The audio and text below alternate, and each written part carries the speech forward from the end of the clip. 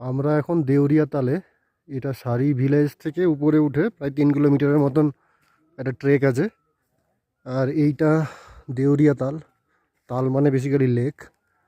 এখান থেকে অ্যাকচুয়ালি অনেকগুলো পিক দেখা যায়, কিন্তু আনফর্চুনেটলি আজকে মেঘের জন্য পিকগুলো দেখা যাচ্ছে না। তবে যদি পিক না দেখা যায় তাহলে দেউরিয়া তালের যে দৃশ্যটা সেটা বেসিক্যালি এই ধরনের। তো আপনারা যারা দেউরিয়া তালে আসতে চাইবেন তারা এটা দেখে আসতে পারেন। বেসিক্যালি যদি মেঘ থাকে তাহলে এখানে না আসাটাই অত বেটার। আর সকালবেলা রোদের টাইমে, যদি রোদ থাকে সকালবেলাতে, সেটা বেস্ট টাইম এখানে ভিজিট করার জন্য। আমরা বিকালে এসেছি, আর বিকালে এলে সাধারণত মেঘে ঢাকা থাকে পিকগুলো।